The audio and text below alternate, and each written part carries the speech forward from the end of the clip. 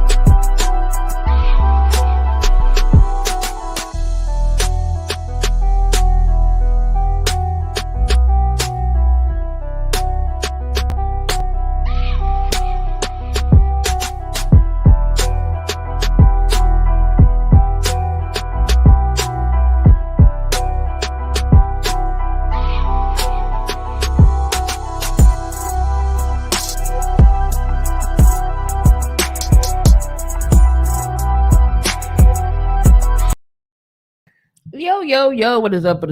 It's me, Key. We're back. We're in the building with another episode of the 7200 Seconds Sports Podcast. Y'all know I got my guy, my co-host with the mostest, Coach Donte, hardest working man on the network. What's going on, Coach? What's good? We back with another one. Every time I look at this show, I just love this little background that we got and this little thing at the top. And I just want to say thank you for getting my shirt. I'm still waiting on my hammer shirt, but I appreciate that. We already know. And then I got my guy Brendan back with us. Brendan is back. Brendan, what's up, man?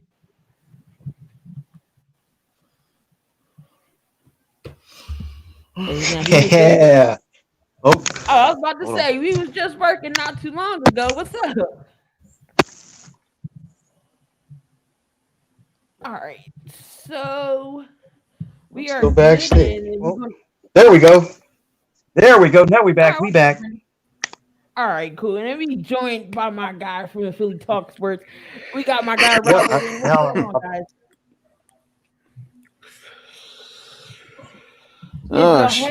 If y'all have not gone to get the merch, make sure y'all get the merch. Got a couple pieces right here. We got my guy Hammer. You know, we are dropping the Hammer. Still waiting on that shirt to come through. You know, we got my man Coach Donte. You know, I had to get orange. You got my man Coach orange. And we got my guy. I needed a mouse pad. So we got my guy Robert right here. It's really Sports Talks podcast right here at the bottom. So make sure y'all go get the merch. Everybody from the network is on there. But what's going on, guys, on a Tuesday night? Are y'all ready to get into it? Let's get into it. I'm ready. All right, so we're gonna. What up, man? Hey, that's pretty classic. That's Coach Spotlight. Oh yeah.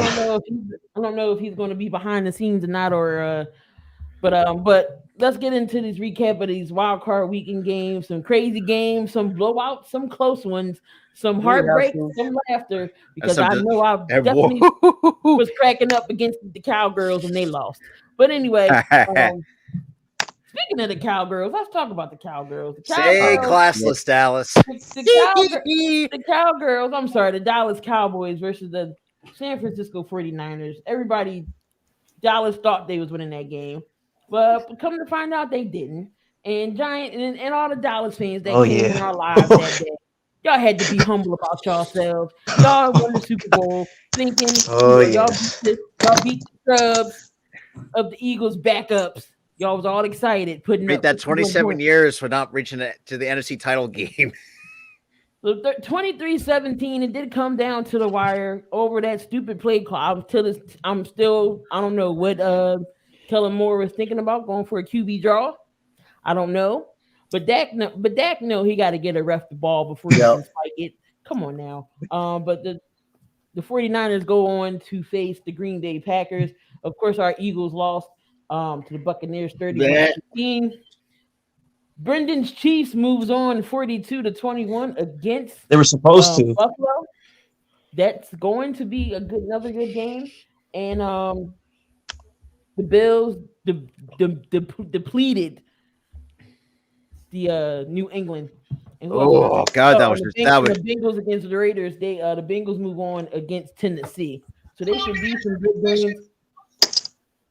So speaking of those games, we're going to get into those games in a second. But some news around looks like Mike Mayock is out, GM and the Raiders. So now the Raiders are looking for a GM and a coach. Yeah, and also too after we talked about that, there was some breaking news going into Seattle as well that Ken Norton Jr. got fired along with Andre Curtis. So they look like they cleaned the house in Seattle. Yeah, so yeah. GM, why do I have a feeling Ed Dobbs is going to be the right guy for the Raiders? I have a feeling Ed Dobbs is going to be the guy that the Raiders want, in my honest opinion. Despite the fact he's already got ties to Gus Bradley. Obviously with the Legion of Boom, we all know that in Seattle in 2014. Coach wise, I don't know. Maybe I feel like Jim Harbaugh kind of makes sense. I don't know. If Seattle gets Jim Harbaugh, that means Russell is definitely staying, and that means he's going to get some pieces around Russell Wilson. But this whole coaching is so up in the air. We don't know who's going to go where. Hopefully, we find that out in the next couple of weeks, and I'm sure videos will be uploaded. Yes. But Buda Baker, he's out the hospital. Thank God, because he was. He got hit hard last night. Ooh, yeah, that did not. Last night's game. The Rams in Arizona. Donte, let's start with you. So did the Rams tell everybody, let they know they was back? The Rams, Matthew Stafford let you send a message to you guys last night with a team and with better weapons that I can get the goddamn job done. See, the problem was everybody criticized him and think he, like Matthew Stafford, is a bum. And yes, he made some bad throws. He made bad throws trying to make a play. But Matthew Stafford said, hey, it's a reason why this team traded for me. It's a reason why this organization got him out of a shit shell. Because Matthew Stafford and the Rams ran all over the Arizona Cardinals last night. Kyler Murray didn't even really have a chance. Von Miller, Aaron Donald, this defense, this running game, Sony Michel and Cam Akers. And when Matthew Stafford, elite arm, got this team a dub last night. And what I'm happy to see Matthew Stafford on a winning team, especially on an organization besides Megatron. And he was still putting up the same numbers. When Megatron left, he was still putting up those numbers. He was still throwing 4,000 yards and 5,000 yards. He was still there. He was still doing that without Matthew Stafford. So if you want to bring the narrative of Matthew Stafford was there, what about what he done without him? He done very well without him. 5,000 yards, 4,000 yards. He was still winning. He was still, throwing the ball very well, consistently, scoring touchdowns consistently, making comebacks consistently when his teammates was down. It's just the organization is just a bad organization. Now he's with a better organization. He's basically showing you what type of quarterback he is. Yes, he throws turnovers from time to time again. Yes, he does. But he does it trying to make a valid effort and trying to make a play. And last night, the Rams, both sides of the ball, stepped up. And Raheem Morris is a good defensive head coordinator, man. That guy is a very good defensive coordinator, is scheming for Kyler Murray. But that also shows how much DeAndre Hopkins means to this Cardinals team as well, of those other receivers not being able to step up.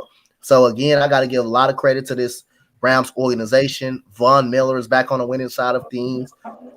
Aaron Donald was dominant last night. And this offense, from start to finish, they kept it on them. They were able to move the ball consistently and make Kyler Murray be discombobulated. So I'm going to give a lot of credit to the Los Angeles Rams. And Kyler Murray just looked like a deer in the headlight. He just looked like he just wasn't ready yet. So Robert, what was the key factor of the Rams beating this It's the defense, man. Arizona team. I mean, Aaron Donald despite him being the 3-time defensive player of the year, still a great defensive end for the Rams. Hell, even fucking Von Miller's like playing like his old Super Bowl self. Like might be even better than the Super Bowl self. I mean, the defense just pretty much just locked down Kyler Murray in that Cardinals offense. Like they only got 11 out of points. Even though the Rams gave up 11 points, like that was just pretty much just locked down defense. Jalen Ramsey is still a good corner. At times could have an huge ego, but that's here nor there. But Raheem Morris, what he's done with that defense, I mean, he's done a great job with the defense. Sean McVay has been a great head coach during his tenure there. Like Donte said, I mean, Matthew Stafford at times can be very inconsistent, but is still putting up some good numbers.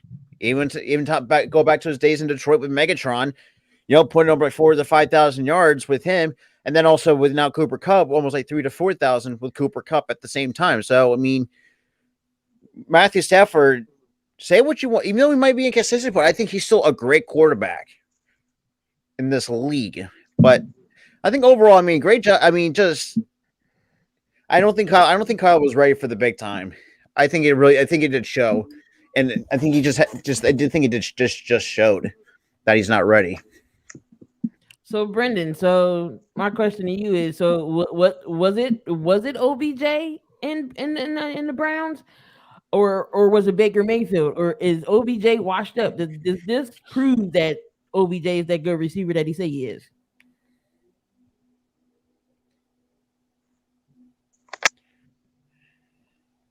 Brendan? I mean, it proves it. Yes. I mean, I was gonna say it wasn't all Matthew Stafford last night.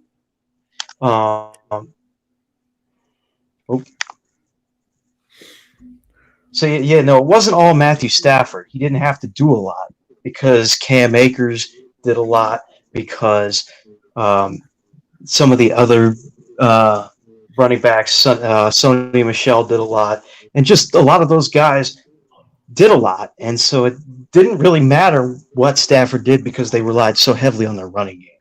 I think that was a good thing on their part, and Stafford could have thrown 2 interceptions and they probably still would have won the game. So OBJ doesn't matter a whole lot, meaning it in terms of, like, last night didn't prove anything to me with OBJ. No, not at all. I'd be interested to see what he does next week against the Bucks, but last night didn't prove anything. Tayrock, what do you think about last night's game? I'm going to just say this first. Slowly but surely, the NFL started to become like the NBA. Everybody want to play with each other. People want to pat their team up. Everybody want to do this and that. Yeah. All right. But I can't say Kyler Murray wasn't ready, because Kyler Murray ain't have his main weapon. So he was so technically I feel like he was at a disadvantage. Ever since Hopkins went down, that team, just like Coach said, you seen how Kyler Murray was without DeAndre Hopkins. Like it's like that. Like he didn't. I feel like he was playing with a handicap because he didn't have the main one person that could actually get him make a play or get a touchdown. Not saying that it was going to probably make a difference, but the game probably would have been more interesting because it would have put pressure on those DBs for the Rams to actually really cover. Because when you got a wide receiver like Hopkins, that opens everything else up, and that's how that offense was flowing when they were able to run the ball. And when because Hopkins was having a great year until he got hurt. So I feel like the Rams did what they were supposed to do. They won the game. It's the playoffs. You got to do. There's no excuses. So I feel like I can't say the Cardinals really lost the game on their own. I just felt like the Rams just had a better game plan and they executed. I'm saying they executed, because I just feel like if both teams was 100% healthy, I just feel like it would probably have been a more interesting game, like the Cowboys and the 49ers game, something more, a little bit more interesting. So instead of just looking like a one-sided game, because that's what it really looked like. Because the first is the Rams scored, the Cardinals scored, and like the players just took over. And the OBJ thing, I look at it like this. I can't say he's back or he's not back. I feel like next season will really tell if he stays with the Rams. It will really tell them if he's going to be that target if he's going to get any type of targets once Woods come back. So that's going to be the question when Woods come back. How are they going to play that out? Or OBJ going to? I feel like if Woods does come back, even though OBJ ain't played that much, it's going to be hard for everybody to really get touches the way they want to. So I would feel like if OBJ doesn't stay, he could go to a team where he could get touches with another great good wide receiver, like the 49ers, the Packers, maybe the Saints, a couple other teams. I'm saying he could possibly go to if he doesn't play with the Rams. So then that will really show if he's still that number one receiver or not. But what I said earlier in my first statement, I feel like that's true. A lot of players starting to come together and want to play with each other now. Eric. So Damien had a question, and it's not actually a bad question. So I'm gonna have you answer this question. So he said the Rams don't win the Super Bowl. Can we say McVay is the problem, knowing he had 2 QBs and still couldn't win one? Oh, that's a very good question. He said the Rams are going to win the Super Bowl. He said if the Rams don't win the Super Bowl, can you say McVay is the problem, knowing he had 2 Super Bowls? I mean, 2 quarterbacks and couldn't win it. I can't say McVay will be the problem because I was watching First Take. Michael Irvin said you go from the GM to coaches, but the players play on the field.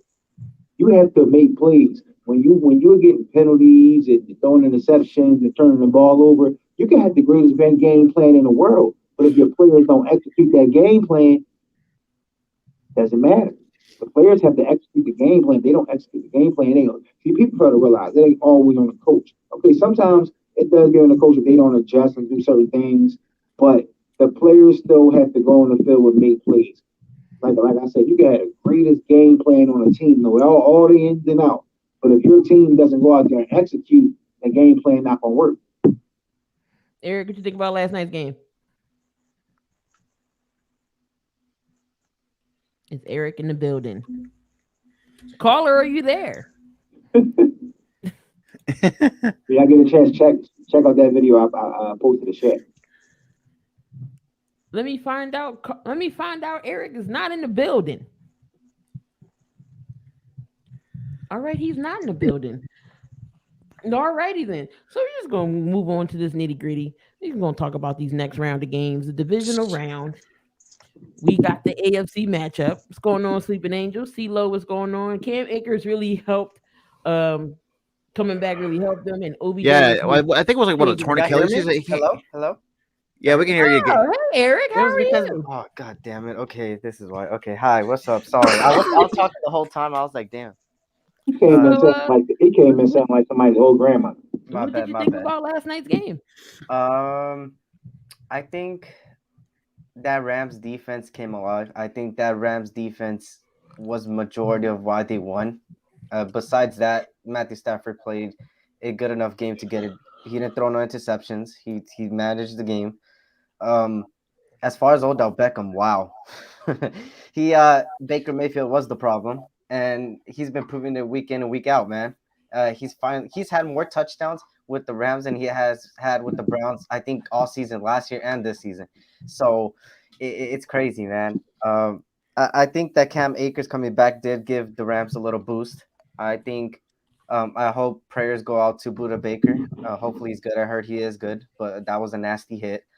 But I think the Rams, if they don't win it this year, I think the coach should be on the hot seat. I mean, you got the personnel to do it.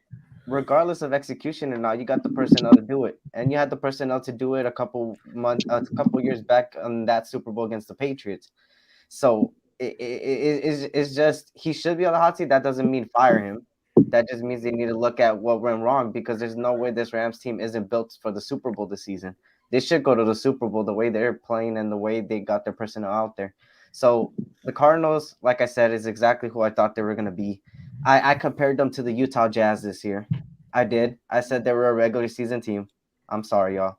But Yeah, I just think the Cardinals did need DeAndre Hopkins back. Did I think it was going to be a closer game like the Niners? I would have to disagree with you, Tayrock. They would have scored at least one more touchdown. It's just that Rams defense was all over the place Hold on, yesterday. with Hopkins on the field, you still think it would have been a blowout? I think they would score one more touchdown. So wow. I think they would at least had 21 to 28 points with Hopkins in the game, because when you got to really think when all their starters was in, they was scoring on teams. They was scoring, like they was putting up points. Hopkins was getting at least 2 touchdowns a game. I mean, yeah. Go ahead, Donte. I mean, again, everybody, do y'all call Kyler Murray a top quarterback in the league?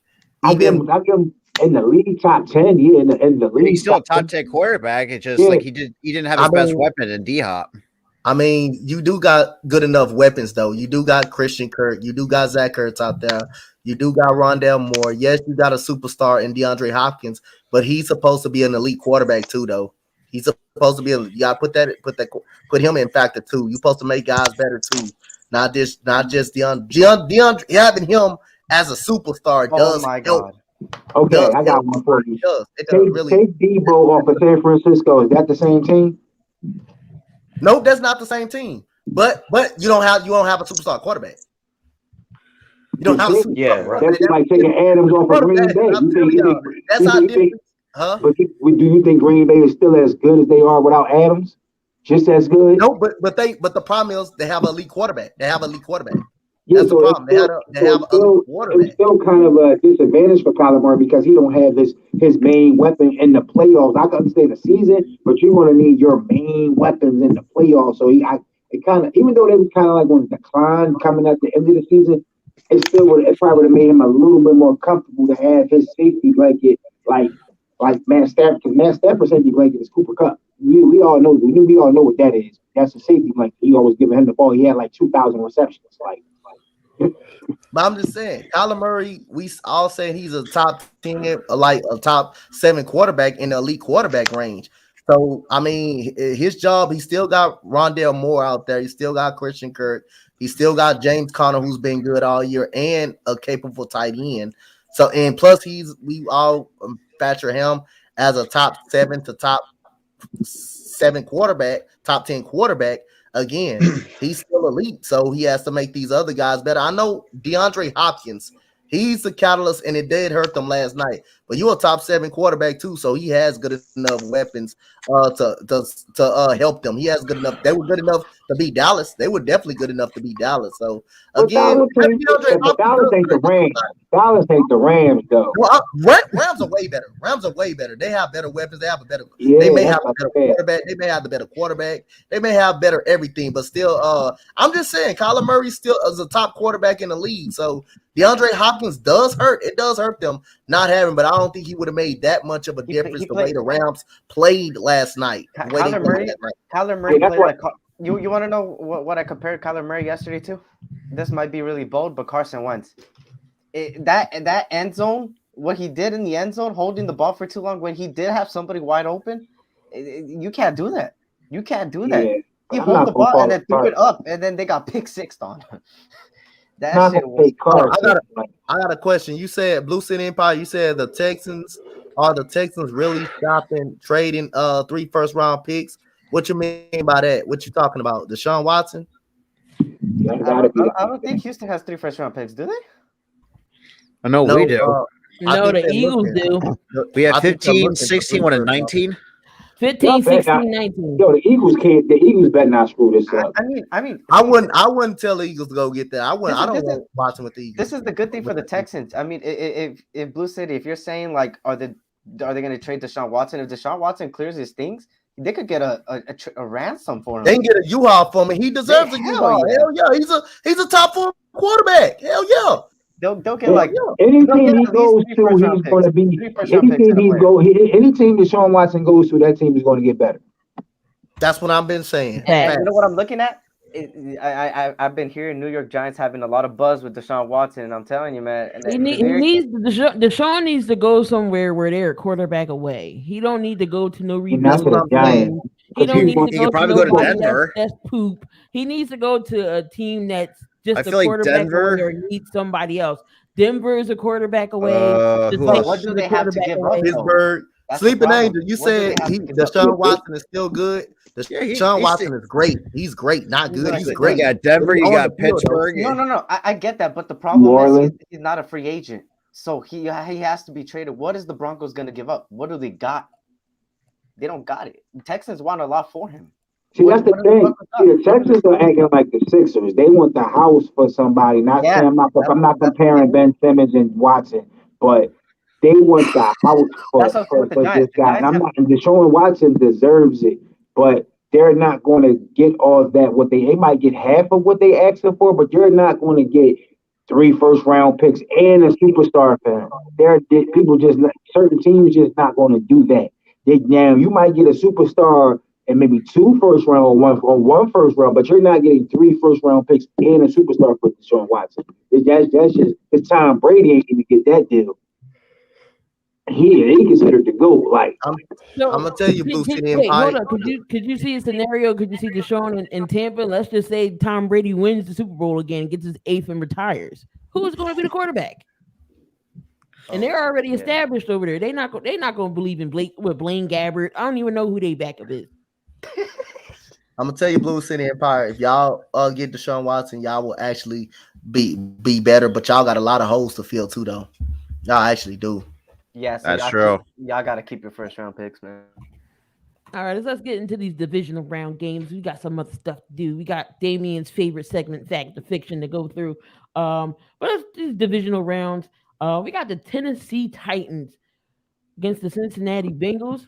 Now, 2 questions I have for y'all. So, what kind of an impact will Derrick Henry have on his return? Derrick. They go my boy. Especially 125, 150. 125 to 150. I give him that much because he's capable of getting that on a regular season. Dude, Derrick Henry get 125, 150, like that's like nothing compared. He could get that with his eyes closed at this point. That's like Madden on rookie. Exactly, but the sliders turned up. But he's just a different type of back because you don't see tall, strong backs like him in the league like that. Yeah, with that tremendous amount of speed. He's a different. You're not going to find too many people as big as him with that type of speed and power. Like say if Jerome Bettis was like 4 inches taller, that'd be him. Because Jerome Bettis was a little short, so getting Jerome Bettis 3 or 4 inches, that's early Derrick Henry right there. Because he had that speed and that power, plus he's big. I'm trying to think who was a tall running back like that. Matter of fact, the thing about it, he looked small, but Eddie George was 6'1". Yeah, Eddie George was good too. Yeah, he was a tall back, but he was built different. He had a little bit more speed than Derrick Henry. And this is the thing too, man. Like this is why I hate the league that's so quarterback driven for the MVP. I think if it was not quarterback driven, I think it will come down to either Jonathan Taylor and or Derrick Henry for the MVP. Between those two, it's going to be very close. It is going to be super close. But it all depends with Derrick Henry to have a big game. That is true. That is very true. Because if he come out and stinking up with 40 yards, you're going to be like, okay. That is true. I think he's going to have a decent impact, but I do think Cincinnati is going to want to find a way to burn Tennessee because they sure did it against the Raiders. I mean, even though I picked the Raiders to beat the Bengals, but other than that, I mean, 2 good teams going at it. I think it's going to be a very close game. I think Burrow's going to go off I think Burrow's probably going to. I say give him like 300 to 400 yards for Joe Burrow. So Joe Burrow fell in the best landing spot. His receiving core is good. It's just as top. Hey, you got to give credit though to the organization though. The organization, that's what I'm saying. Actually, he fell into the best spot. You talk about picking right in the draft, Jamar Chase, Tyler Boyd, those draft picks. That's you got T. Higgins too on the outside, and not failing. Come on, man. I think if they didn't ask Joe Burrow to get Jamar Chase, ask him about Jamar Chase, I think Jamar Chase would have went somewhere else. That's what, because even my mock draft, I had Penei Sewell going to the Cincinnati Bengals with the 5th overall pick, and then picking Jamar Chase is I was like, really? That seems kind of stretched, but now that I see it on full display, Yeah, right? Okay, which makes sense. I mean, this is why I think players should at least get some input of like who they want to bring in, because I think the players should have that right at times. I think this game. I gotta give someone's going to win the game by a field goal. I'll give a quick shout out to my guy Titans, Ross, man. He's in the chat right now. He's a Titans fan. Me and him definitely got a collab. And yes, me and my Texans, we had some close games, including the one last week. And so I got to give a shout out. But is Derrick Henry back for sure? He's back for sure, right? They put him on a practice squad, I think. So he should be coming off. He should be available. That bye week helped him. What impact Derrick Henry's going to have if he plays for this Titans team? Oh, he's going to have a lot of impact. He's definitely going to have an impact. If he plays, it's going to be hard because, again, you do got Julio Jones over there who finally showed up against the Texans. Now he picked the right time to show up against us. He would show up against us. And you got A.J. Brown over there. That's a stud. That's a beast, man. I mean, is Julio finally playing? Well, he played against us, and he tortured us. Julio playing. He tortured us. So the Titans is back full force.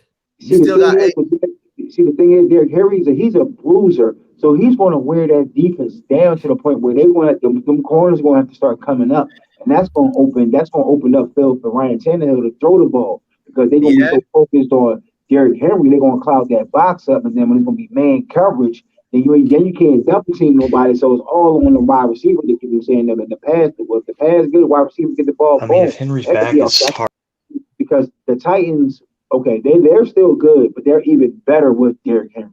And that's true. And Derrick Henry, I know he's a bruiser, but I think he's more of a hybrid back than anything else. I mean, you see, I'm trying to think of a bruiser back that I can. I mean, let's say with feet.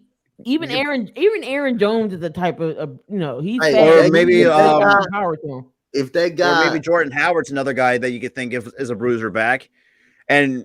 I mean, he's got not too many. He's also got speed. Like the fact that I guess I can see the speed. I can really compare it to either Darren Sproles or Wendell Smallwood because the speed is ridiculous. It's like shit. I'm thinking, what's next? Like you're gonna have him play wide receiver too because he's got the speed for it. I mean, I wouldn't be surprised if they would scheme something like that. But then again, Mark Vrabel. You know what's crazy? I'm not going to, even though he's not a wide receiver, Deebo Samuel is just a smaller version of Derrick Henry. You know what? I haven't thought about that. That's a good point. He's just a smaller version of him because he runs through tackles. He's not even 6'1". He's like 5'10", 5'11". He might be 6 feet. But he's like, if he played in that backfield, he would be a tough running back. Like he has that type of caliber in him to be a tough running back, even though he's a wide receiver. But I don't know what to call him now because he's playing everything. He's throwing passes, he's playing wide receiver, running back. We just need him to throw it. He's a Swiss Army knife at this point. Like we got our own. What's the Saints quarterback name? Taysom Hill. We got a better version of him. He's just not a quarterback. That's all. So, but I just feel like if Derrick Henry can break down that defense and that defense choose to bring more in the box, that's going to open up the pass game for the Titans. But it's going to be a tough game. I feel like it's going to come down to maybe a touchdown or a field goal. I don't think this game is going to. Nobody's going to get blown out. Both teams can play defense. So I think it's going to come down. I give up maybe like 21-24 or 28-21, somewhere around there.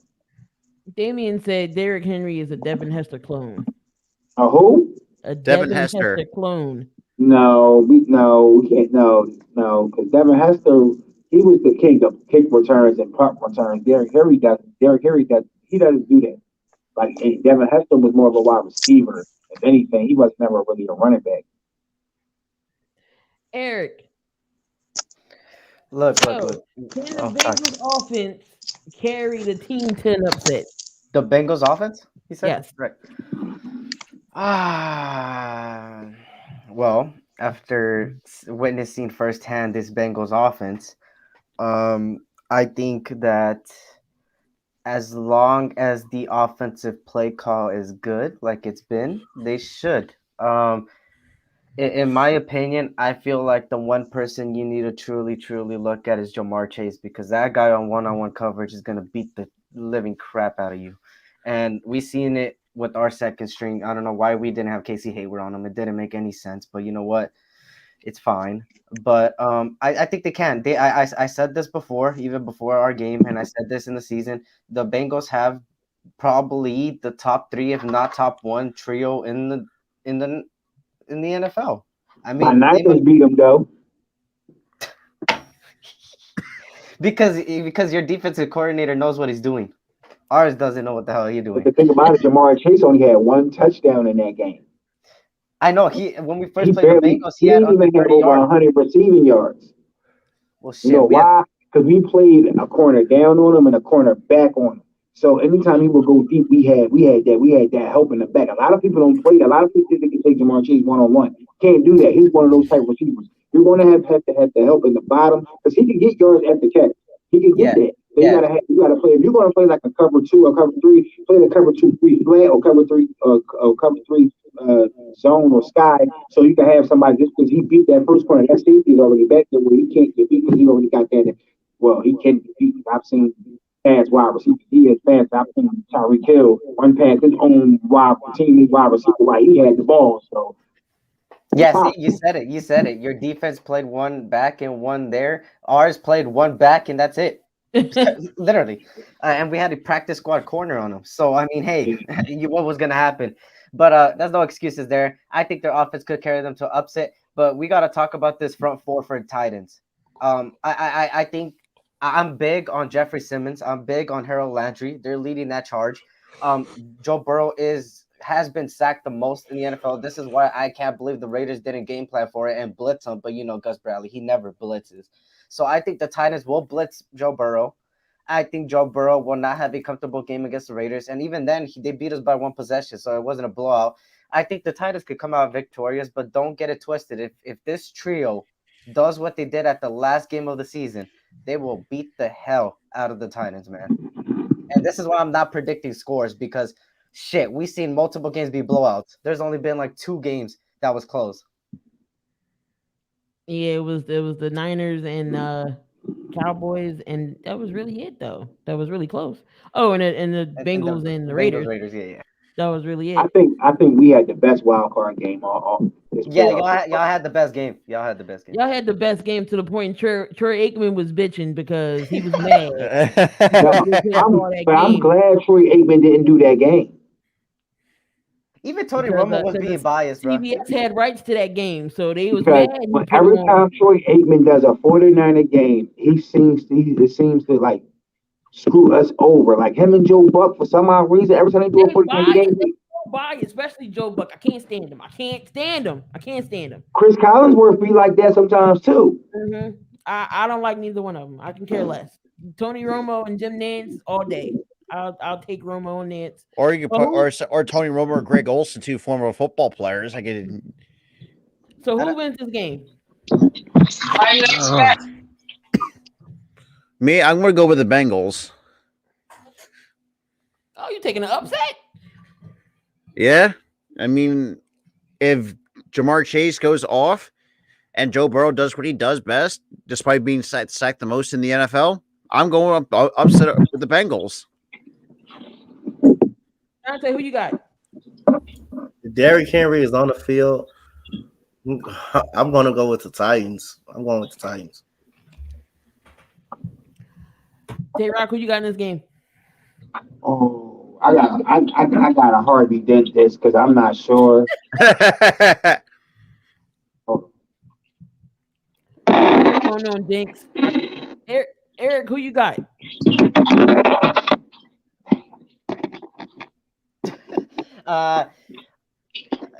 I just want to mention one more stat. Josh Jacobs had 13 carries for 89 yards against the Bengals. And he's less than Derrick Henry. So Derrick Henry is going to beat the hell out of this defense. I think we got him tired enough. So I'm gonna say the Titans win this, and I think the Titans win convincingly. Did you flip your coin, Tayrock? Yeah. My initial pick was the Titans, but I'm going with I gotta go with the Bengals. All right, this game is going to be. I mean, I made a bold prediction. I said Green Bay and Cincinnati. Don't at me. It's just a bold prediction. It's a bold prediction. Hey, it's possible. And then for I'll the see. Super Bowl? No, for the champion NFC for the Super Bowl. Oh, absolutely. The Super Bowl is going to be a rematch between the Bengals and the Niners. I had Packers Bills. Well, knowing the Packers, they know how to shit the bed on the NFC title game. Yeah, so. I always said third time's the charm. Even though it's crazy to see Mitch's prediction coming true for the Bills. Yeah, that would be crazy. That would be crazy. All right, so let's move on to the I think it's going to be one of the games of the week here. Kansas City Chiefs against the Buffalo Bills. Oh hell yeah! Oh, that's going to be a good one. Is Kansas City defense back? No. I don't really think so. And the way that I see it is that yes, Kansas City put up 42, but you got to think too, like their defense let up 21 points for the Pittsburgh Steelers. So I don't think their defense is that good. I do think their defense is going to get exposed, but I think Buffalo is going to find a way to really try to put this game out of reach because there's two. But that's just the way I see it with Kansas City because their defense is their weakness at this point. Donte, who is Kansas City defense back? Nope, it's still inconsistent. It's still very much inconsistent. The problem is they play with a not so good offense. That's the problem. Big Ben noodle arm, and then Najee Harris could not run the football. I'm gonna still go with the Chiefs. It's till someone prove that they can beat them in the playoffs. I'm gonna take them every single time. I'm taking the Chiefs, but Buffalo can beat them also. Josh Allen showed improvement. The running game was good. The running game was good. But just that one game, the running game has been pretty good. They ran the ball pretty good against Bill Belichick's defense. Stephon Diggs and Dawson Knox was pretty good. Those two guys are going to be the key of the game of beating this Chiefs defense. I still think this Chiefs defense is a little bit suspect, but you got Patrick Mahomes, Tyreek Hill, Travis Kelce, and you did have Jared McKinnon, who did play good against the Pittsburgh Steelers. Was supposed to be a pretty good defense right there. So until someone prove they can beat the Chiefs in the playoffs, I'm going to take the Chiefs. Brendan, are you there? Is he talking about your team here? You guys don't see Brady. Well, I'll answer. I'll say that Patrick Mahomes is a different animal in the playoffs. He's just a different animal. Listen, that little trick play he was going to throw to the outside and threw it in the middle. Not too many quarterbacks can do that. But do the shovel pass? Yeah, he's good at the shovel pass. Only two people I've seen throw no look passes was Aaron Rodgers and Patrick Mahomes. They're the only two I've ever seen actually really do it in the manner that they did it, and it was going across the field. Like, that's hard to do, to really be on target with a pass like that. We're not shooting basketball. That's a football. You're throwing across the field, not knowing where it's going to land. You have to throw it across the field and not look. You probably looked out of your peripheral, but you ain't really looking like that. So, even though I don't feel like the Chiefs' defense is back, I just feel like they do enough to sustain, you know what I'm saying, for the offense can come back out and keep scoring. I don't even think the Chiefs' defense is an elite defense. They just do things to stop people so the offense can get back on the field. They just make enough stops just to get by. That's it. Like 2 or 3 stops will be good enough for that. Basically, that I offense. don't really think Sorensen is that good, in my Yeah, opinion. he's not, but the way their defense is structured, like Coach just said, they make, but the stops that they make be at crucial times. It could be like a 24-28 game, and then it be like 3 minutes left on the clock, and the Chiefs got to get the ball back, but the Chiefs defense will stop the other team, and the Chiefs will come back and just score. It's happened a couple times where they defense made good plays in key moments of the game. Not saying they wasn't getting torched through it during the game, but when they need that important stop for some odd reason, they find a way to get a stop. Eric, No, they're not back. Like Donte said, he said it perfectly. The Steelers' offense is not all that. I thought Najee Harris was gonna have himself a day, and apparently not. So I'll give them that. They did stop Najee Harris. But what we've seen from Buffalo is that they're trying to silence the haters, and the way they played against the Patriots, they beat them convincingly. Their turnovers that they made, their takeaways, was disgusting. Michael Hyde, how did you even catch that, bro? that interception was incredible. And then on the offensive side of the ball, Dawson Knox, how did you catch that? The way everybody's talking about Patrick Mahomes and the way he played against the Steelers defense. Are we not going to talk about how Josh Allen played against his Patriots defense? He extended a play and still threw a laser beam to Dawson Knox, and Dawson Knox did a beautiful catch. Come on now. This is going to be an amazing game. I'm going to have the Bills here. It's not because I'm a Chiefs hater. I just think the Bills know they have something on their shoulder. We know what we get from the Chiefs, and a lot of people still questioning the Bills, and I feel like Josh Allen knows that. And I think this is the time where Buffalo Bills could really take advantage. So I'm going to say Buffalo wins this one, man. I want to, but also breaking news too. Brandon Brooks is going to call it a career with the Philadelphia Eagles after 10 seasons. Oh, he finally came out because I seen rumors. I mean, he hasn't been on the field. I love Brandon Brooks to death, but he hasn't been on the field. But he's retiring after 10 seasons, but he spent the last 6 years as a member of the Philadelphia Eagles. Once an Eagle, always an Eagle. Hey, Eric, I'm gonna say this. The only thing, you know what's going to screw Josh Allen over? What? He's going to try to do too much because he's going to try to beat the Chiefs by himself. He's going to try to, if they don't establish a run game, you're not going. Can Josh Allen? The thing is, Josh Allen, if you cannot, if you're down 21-7, can you bring your team back? That's the question. You can't. Most quarterbacks can go in the shootout with Patrick Mahomes. There's only a few that can do it. Can Josh Allen be in the? Can he win the shootout? That's the question. Yes. The way he played against the Patriots defense is 3 times better than the Chiefs. But bro. Mac Jones is not no Patrick Mahomes. But Josh Allen ain't playing Mac Jones. Josh Allen was playing J.C. Jackson in his practically top 5 defense. Yeah, what I'm saying is Patrick Mahomes and that offense can easily go up on you 21-0. No, yeah, of course, yeah. Fast, and then they can go score for score if they want to. But the thing is, when it comes down to it, if the Chiefs is up by a touchdown and it's like 2 minutes left, can Josh Allen bring them all the way down to the field and tie the game up and send it into overtime and possibly win the game? You think he's capable of doing that? You think he's capable of doing that in the shootout? He's capable, but not 100% capable. Okay. See, and I'm still iffy with this game because it's the playoffs. You never really going to step up. You never really know. Yeah. So I can't really say the Chiefs is going to dominate this game. I just know what I've seen for Patrick Mahomes in the playoffs. No, yeah, of course. Where he turns into a different animal. Like for some odd reason, every year I've seen him in the playoffs, for some odd reason, he steps his play up. He might throw an interception here and there, but he steps his play up to the point where you could tell they look like that offense looked like the hungry Chiefs again, like when they was going for that first Super Bowl. That's how they start to look a little bit. No, they look like that. Yeah, they look like that against. And you don't want that Chiefs. You don't want to play against that type of Chiefs offense. That's dangerous. That's dangerous right there.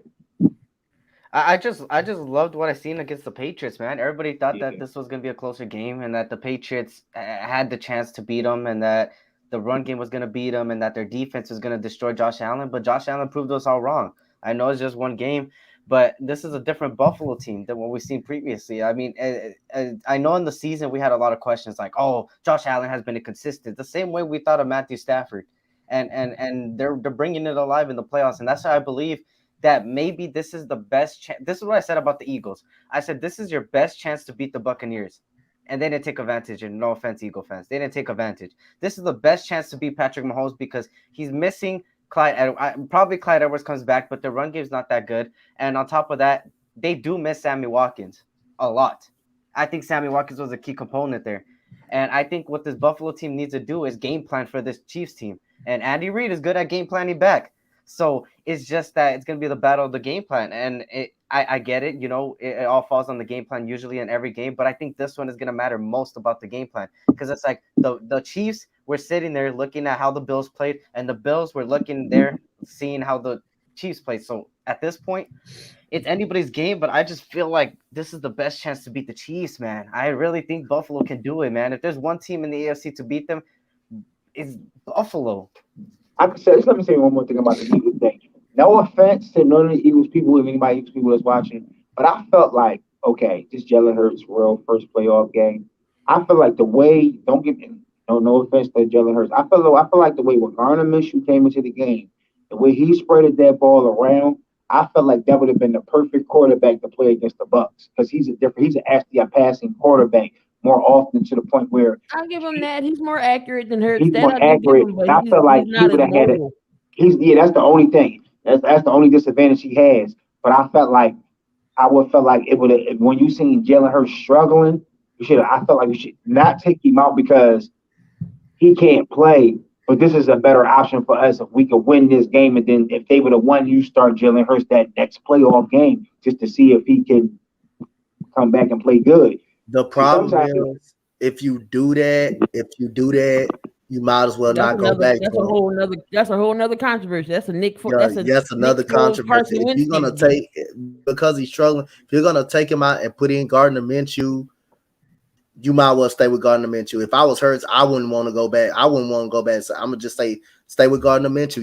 You already took me out, and Gardner Minshew is the best available thing that can give us a shot to win. I wouldn't want to go back because again, that's showing a lack of faith, and he did. Jalen Hurts was a big reason why they were in the playoffs at that point of time. So you might well just let them struggle and learn from the struggles. You got a whole off season. So if you do that, if you do that, and Gardner Minshew was to come back and win that game, you might well stuck with him. Yeah, you got a point there. You're right. So y'all taking the Chiefs or the Bills? I said I was taking the Chiefs. And I'm going the Bills. I'm going to beat them in the playoffs, then I'm going to pick the Chiefs. Kansas City Chiefs. Eric taking the Bills. Tayrock, yeah, the Bills. It's two games I'm not picking, and that's one of them. You know why? Because I had Josh Allen on my fantasy, and I'm a real big fan of Travis Kelce and Patrick Mahomes, so I'm not taking that. I'm not picking that. So you can just put me down for what's that? A non-void, whatever you want to call it. You want to do NA?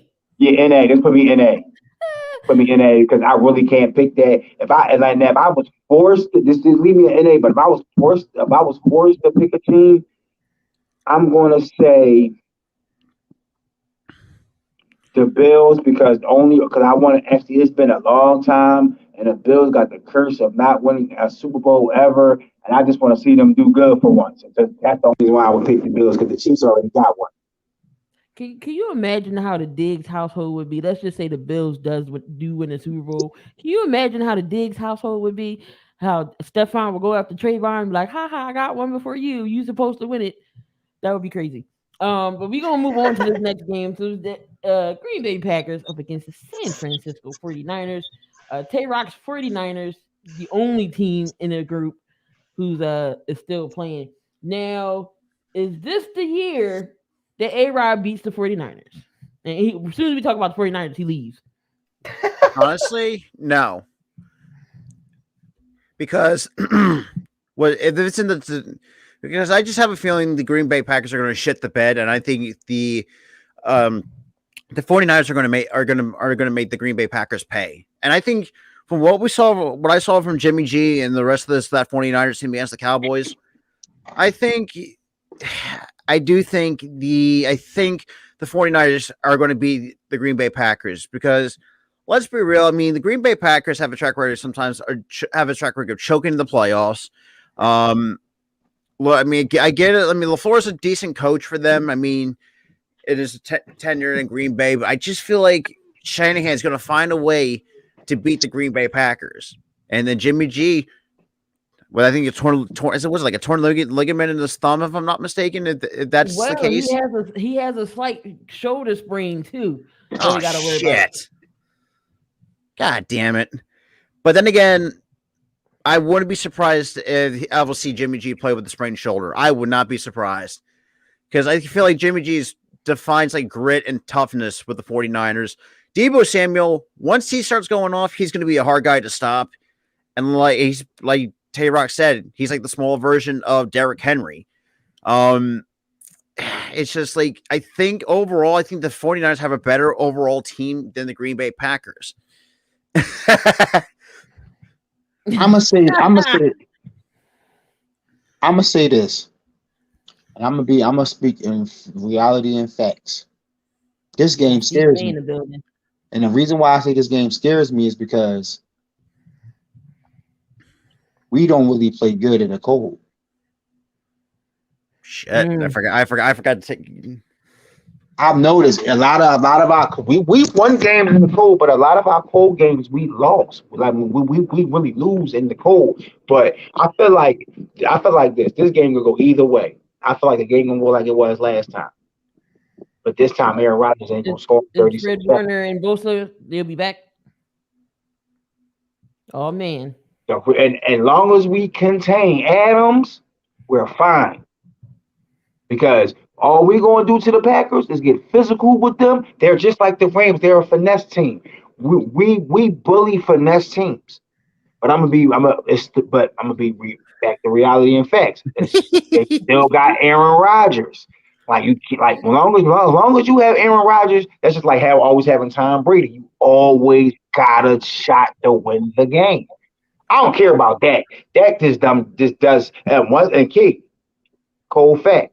Dak didn't have over 300 passing yards. I know, and he still lost. So I feel like if we can now nobody's going to stop Adams, right. But if we can contain him and not have him have a big game and keep the Packers offense off the field as much as possible, that's a win. We'll have a chance. But if you keep Aaron Rodgers on that field, we ain't going to beat them in Green Bay. I think Green Bay gets their offensive lineman back, Bakhtiari. I think he comes back. And I think Zaire Alexander might be back as well. Zadarius Smith, Zaire Alexander, and Merciless all come back. And Aaron Jones fully practice on Tuesday. Oh, well, today.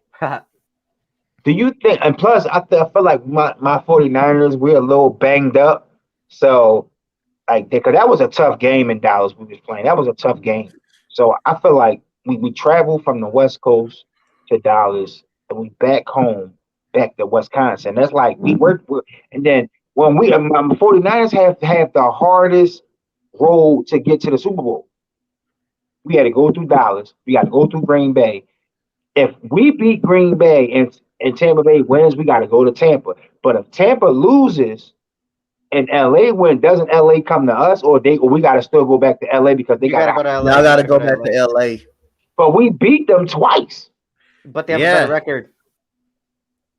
That's the thing. Sometimes I don't get when you beat a team in your division, and then even though they got the higher seed, I feel like since you already beat them, they should have to come to you because we're not going. That would be like the third time we got to go to SoFi Stadium and beat them.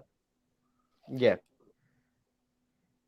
Like if we got to go there a third time and beat them a third time, I don't want to hear nothing about how good the Rams team is because if we go in there and beat them again, you had all them star players for what? We beat them. I was telling you earlier in the week is very not saying that y'all can't beat them. But I'm saying it's very hard to beat a team of three times. And it's very hard to beat a team 3 times. And Odell and Von Miller. They had it. There was no way we shouldn't even have been in the playoffs. They had us up almost 3 touchdowns by halftime, almost. Then we came back and beat them overtime. When you compete with the Rams and get physical with them and tire them down at the end of a game, you see it when tough teams. Most teams that, if you notice, the Rams, the games that the Rams lost, them teams got physical with them.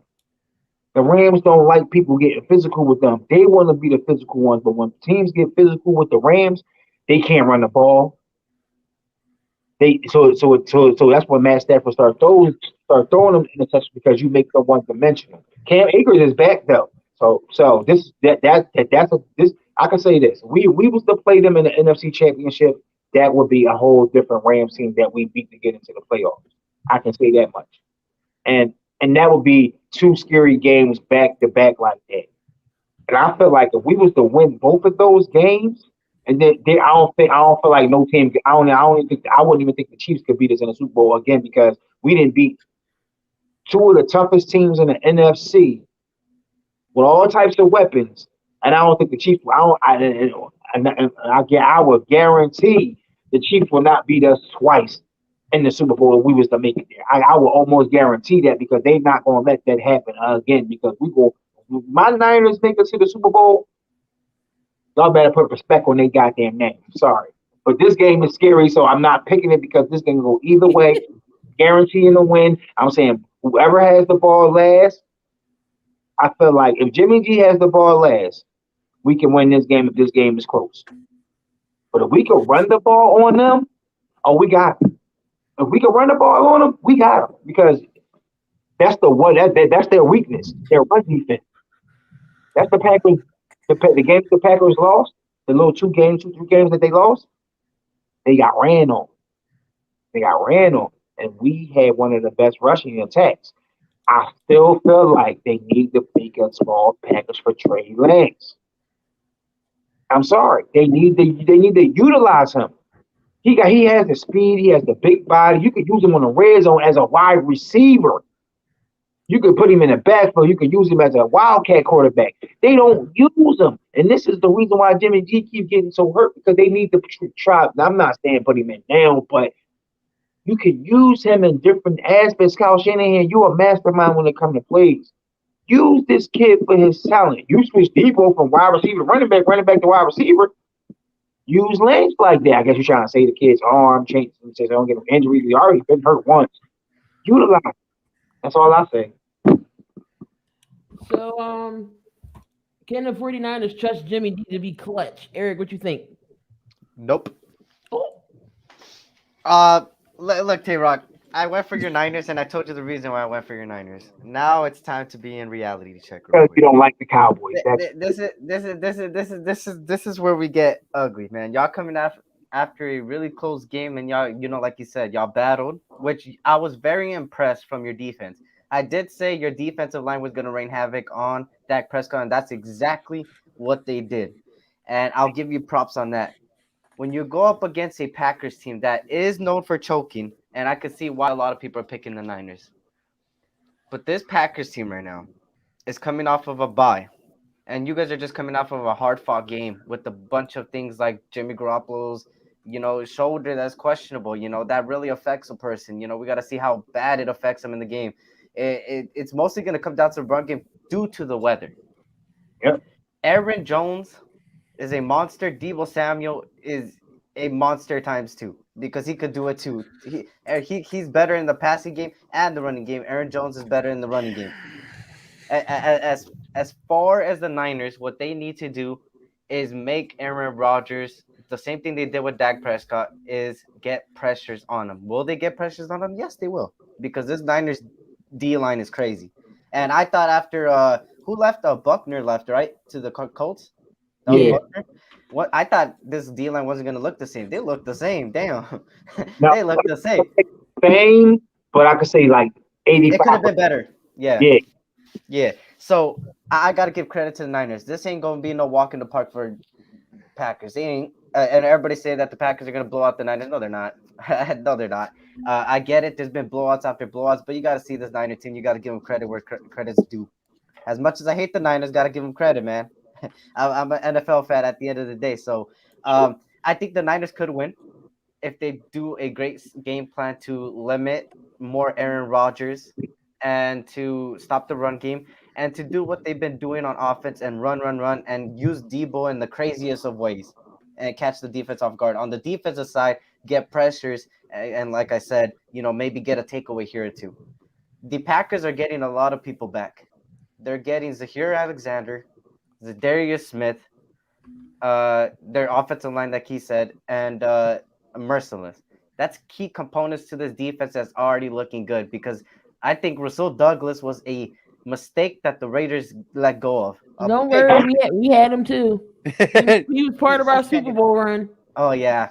And it's crazy that we let him go, and it sucks. He could have been limiting Jamar Chase a little bit better than face on, but it's fine. But, same Damian, I wouldn't doubt it if it goes overtime. I would not doubt it. But I think I would give it to the Packers not because the Niners are a bad team, is because y'all just came off of a really hard-fought game. So that's the only thing throwing me off. And the weather. The Packers divisional round ain't even sweet though. Like they got a tough matchup in their first game in the playoffs this year. So their first game in the playoffs already playing a tough team. So I feel like it's even. The only thing I say the only different matchup on this is the quarterbacks. Yeah. Because if that trade didn't get blocked, we would have Aaron Rodgers right now. Just imagine Aaron with that offense. Debo and Ayuk and Kittle will be going crazy right now. You just got Adams over there. Aaron Rodgers will have Ayuk, Debo, and Kittle. And then with that defense, I will almost say it will be an 85% chance of that team winning the Super Bowl. Yeah.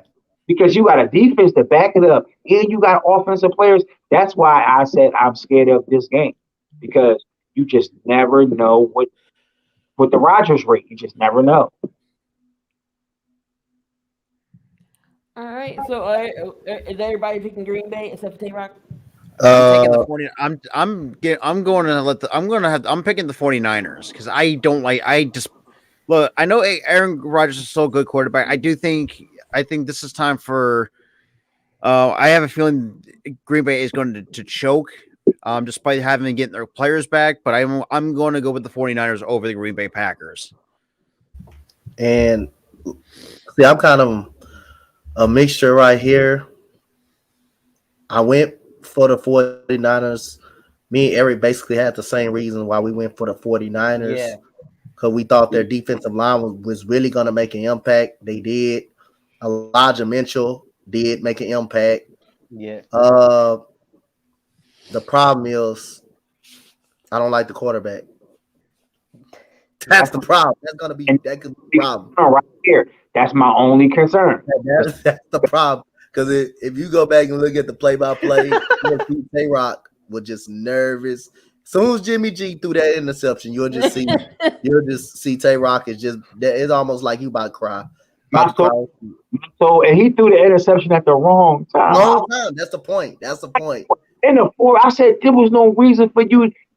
My thing is with that pass, all he had to do was just side arm. It was right there. You didn't even have to throw it high. He was already in front of the defender. It was no reason to throw it over him. And then the pass he missed by Ayuk, it was wide open. Open. Like, come on, Jimmy. This is the time where this is the game right here where you cannot miss those passes. You miss those opportunities. We're going to lose if he missed those opportunities. We can't. Okay, this ain't Raheem Mozart 2 years ago when Jimmy G only had to pass the ball 8 times. This is not that same offense. You gotta look at it like what it is. Okay, it was good, but I know the Packers is looking at that same tape where they got ran all over 2 years ago. Even the previous year when we played them, we always find a way to run on them. But they're going to be watching. They're watching those tapes just like we're watching those tapes, and they're going to be prepared for those type of Kyle Shanahan. He always doing something different. But I don't think they're going to let us run on them as much as we did in the previous years. And Hey, that's right, what I'm saying. Damien got a question for you. What's up? He said, "Who you trust more, Jimmy or Trey?" I don't trust either one of those bastards. Trey only played one game. How can you trust Trey? He only played one game. So have clutch moments in games. I've seen him do it. So I say if I had to put my trust in, I would have to put my trust in Garoppolo right now because Trey. I haven't seen Trey do anything right now until I see a full plate of Trey Lance.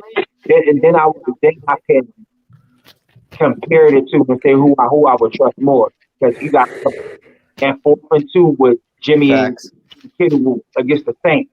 And you know what I'm saying on certain plays like that, or he coming back on or you know what I'm saying he was in a play like how when we played the Vikings when he was scorching us in the first half and we came back and beat him. Like Jimmy has his moments, he has clutch plays, but it all comes down decision making and keeping us close. What is going to be the deal breaker for this game? We can sustain the Packers to 17 and 21 points. We can win this game. Anything over 28-30, I think we're going to beat them. Because the way my team is, the way we are right now, if we was a healthy 100 team wasn't banged up, I could say we could probably score with them. But the way we're banged up right now, we got to keep them at least to the lowest 21. The highest, I say 24, the highest. If we get anything past 24, I don't think we're going to beat them. That's just... See, my final prediction will be NA. He can't pick this game. I can't pick this game because 49ers they got a great enough defense. They can contain Aaron Rodgers and stop that running game and get pressure, and they can game plan for try to keep Devontae Adams at bay. But what comes on San Francisco side is the goddamn quarterback. That's the problem. That's throwing interceptions at badly times. That's the problem. I don't know if they're going to be able to run on Green Bay with all those guys coming back. Then you got their best corner. You have the best corner, Jair Alexander, who can take out anybody. So prior to that, I don't know. I don't know who I'm going to pick. I'm going to go NA. What's good, JC Eagles talk? Said, do I trust Matthew Stafford? I trust Matthew Stafford. Yeah, I mean, Matthew Stafford looked good. Look great. Hey, Go on, Raphael. Go ahead. I'm going to say this. I'm 60-40 with Matt Stafford because now I don't know which Matt Stafford I'm going to get. Because now that is true. He's put me to the point where you'll have two good games and then you'll have a game where you throw 2 or 3 interceptions and you cost your team the game. So he can have. So say if Matt Stafford was good last game, right? He played against the Bucs. He throws 2 interceptions, cost him the game. Do y'all still think Matt Stafford I'm saying was good, but even though he won one play, he won the playoff game. I mean, you get that out of any quarterback, though. You gonna have some bad lapses against, but Matthew Stafford been doing it for so long, though.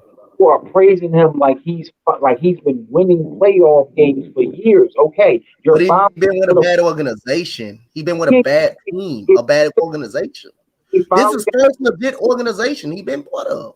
What I'm saying is he's finally got to a team where his defense can hold up, where his offense can put up points. I feel like the team he had, if they don't win a Super Bowl, it was a failure. Oh, it's going to be a failure. It's going to be a definitely. You don't make all those moves. You don't make all those moves just to fail. Matthew Stafford. Getting Von Miller. I'm not gonna make no damn excuses. Hell yeah, it will be a failure. I'll say the multiple cases.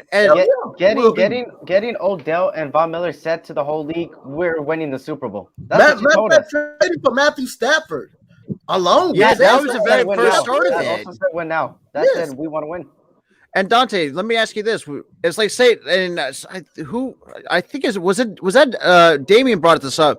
Would you still put Sean McVay on the hot seat though? If the entire Rams team fails not to win a Super Bowl, you will put him on a hot seat because you made those moves. You made the moves, and now the organization gonna be like, well, we got the quarterback. We ran Jared Goff up out of here, which is that's good because Matthew Stafford is the upgrade. But now you saying the quarterback was the problem. You lose, what's the problem now? I got Von Miller. Yeah. I go up. Yeah, I trade Odell. Jalen Ramsey. I have Odell, which is You proven got Aaron that, Donald. You got which is proven that Baker Mayfield was the problem in Cleveland. Yeah. Now Odell Beckham looks happy. You gotta go. You gotta put him on the hot seat, not fire him, but put him on there. Literally got the personnel to do this shit. Yes. And if you can't do it with You're it, just missing Robert Woods. You're just missing that's it. one of your best receivers. That's it. Everything else is set up. So if you lose, no excuses. It should be considered, not firing him, but consider. But we a hot trade, seat, it's questionable. Like you trade Jared Goff. You trade Jared Goff, but you saying Jared Goff was the problem. We get Matthew Stafford, we still lose. What's the problem now? I'm trying to tell you, if Leonard Fournette plays this game and the Bucks get physical with the Rams not going to win this game. Rams can't deal with physical teams. I gotta head out real quick, but I got Rams winning the Buccaneers, man. I just think I think if the Eagles would have had a quarterback like that wasn't a rookie technically, I think it would have been better. We seen with Mac Jones. Mac Jones and Jalen Hurts are in the same boat because Jalen Hurts did not start last season. So technically, this is his rookie season. So it's like you had look at what Mac Jones, he got slapped in the mouth, but Jalen Hurts is getting more criticism than Mac Jones, which doesn't make sense to me. Because Mac Jones at the season, okay, they say both rookie seasons, right? You consider Jalen Hurts rookie season. Yeah. Not saying a better team, but Mac Jones looked like the better quarterback this year over Jalen Hurts. He had the better receiving core. I mean, when you have Rager out there, shit. That's God. Aguilar 2.0 with brick hands. You have Meyer. That's the name, right? Meyer, Nelson Aguilar, and got Miles Hunter Sanders Henry and Juno Smith. You got yourself a team and a running back. You got yourself a team, and I know the Eagles. That's the one thing I didn't think with the. What? Davis Mills was the second best rookie without less weapons and a great passing. Hey, that boy Brandon Cooks. I don't know what the bro. That boy was on Michael's Magic stuff, bro. Yeah. that boy. He would have been running the ball early in the season, like when they did when it mid in end of the season. I feel like their record and their offense would have been a little better because if we got to think about it, in the first couple games of the season, they would just kept throwing and throwing and throwing. I think in one game I had Miles Sanders at the beginning of fantasy. I mean, I say it was one game. This man had like 3-4 carries in the game. How you got 10 yards or something like that? Or I've running back. All right, y'all, I'll see y'all later. But I got Rams, man. I got Rams there. I got Rams. But how you have a running back at Miles Sanders, but you don't use him? Then when you finally start using him, he gets hurt. Right. All right, so we got to go into the last game. Again, it's the Rams in Tampa Bay. We briefly talked about this game earlier. Now, will the Buccaneers' injuries on offense catch up to them? I know Tristan Wirfs is one of their best linemen that got hurt. Yeah, I think he's got like a high ankle sprain, if I'm not mistaken, from what I saw. And so I know none of their offensive line has the exact same injury as well. I know Jensen went out for a little bit. Jensen. Jensen too. Now, my thing is, I do think that's gonna cut in a little bit to it. But then again, knowing how Bruce Arians is, I think the Bucs are going to be a physical team, and like Tayrock, even though I'm still picking the Rams, I do think the Rams need to take advantage of if Tristan Wirfs or Jensen is not playing, they got to take advantage of that on the trenches too. The Rams do. If they have to get physical right back. I mean, you got Aaron Donald, you got Von Miller to help with that linebacker. I mean, you got good pieces. You got to match them. You got to match that physicality. You cannot play scared. That's just how it is in the league. I feel like with that talent, the Rams defense still not that physical to me with all that talent. I still feel like they just not that physical to me. Like I feel like they're a little physical at times, but they don't bully teams. Their offense bullies teams. Their defense doesn't bully teams. Like you got all that star power of all them bullies on defense, but y'all don't bully teams. That's the thing. With that type of defense, they should be demolishing teams with that defense. But they're not. Okay, people might say Von Miller. Von Miller is not that same Von Miller when he went to the Super Bowl with the Broncos. He's an older Von Miller. He's not that same. Even though he's still good, he's not that a top 2, top 3 linebacker as Von Miller as he used to be.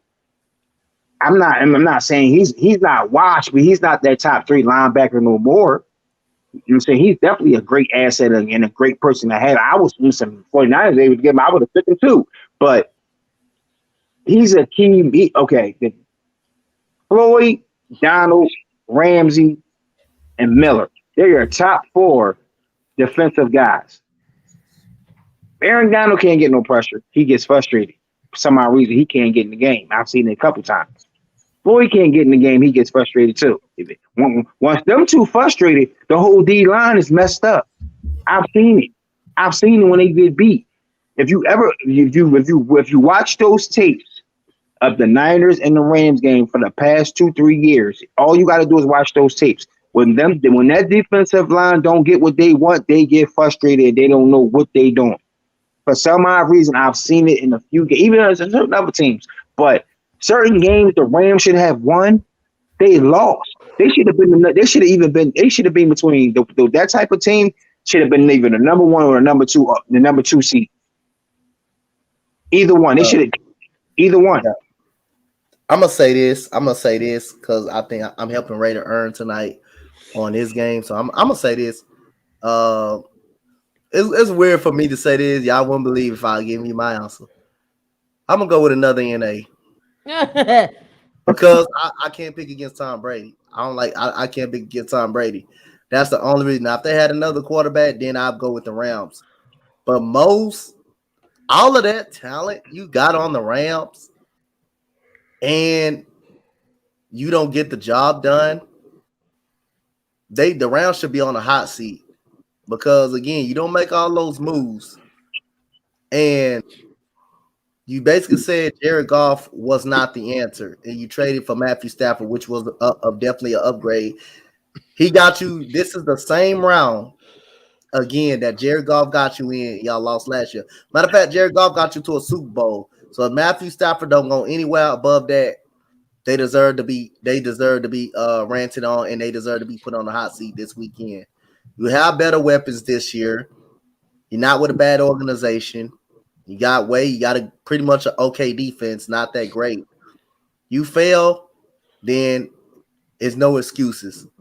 That's why you got to consider putting Sean McVay on the hot seat. You traded away the quarterback that you said that couldn't read the field that much, and basically you said the quarterback situation was the problem. You fixed that. You did adjust that. Bring Von Miller in. You got Cam Akers back. You trade for Sony Michel, and also you trade for Odell Beckham, who was not happy in Cleveland. And clearly, Baker Mayfield was the problem over there because he couldn't get him the ball. Now he's getting the ball over here. What's gonna be the excuse next? What's gonna be the excuse next? So again, it points the better talent on the better side of the ball is the Rams. Tampa Bay defense is good too. They got 2 good linebackers over there, Levante David and Devin White. They do got their secondary back. They missing their top offensive lineman. I don't know if Leonard Fournette's gonna play, but Keyshawn Vaughn did have a great game last weekend versus the Eagles. They did run the football. So I can't pick anybody because I don't want to pick against Brady. But the talent, everything leads for the Rams. This will be the best opportunity for the Rams to beat Tom Brady. This with no Chris Godwin. With no Chris Godwin, you still got Grump. You still got those 3 tight ends. But Tom Brady finds a way to do it. But if you want to go against him or not, if you think his team ruined it, he finds a way to do it. That's the problem. And that's why I'm going to go NA. Against Donte not picking. All right, so let's go into our little favorite segment, everybody's favorite part.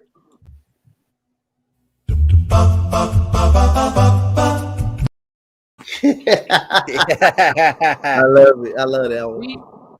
So we're going to be into the fact or fiction. Fact or fiction? Cowboys will fire Mike McCarthy and elevate one of their coordinators as head coach. I'm gonna say fiction. I don't think they're gonna fire him. I feel like that's a fiction because number one, Stephen Jones kind of debunked that they're not going to fire Mike McCarthy and promote Kellen Moore to be the head coach. I just don't think despite McCarthy's track record of choking in the playoffs, I do think that is a fiction. But if it's consistent, then I would still consider it. I'll put that in consideration to have his ass canned.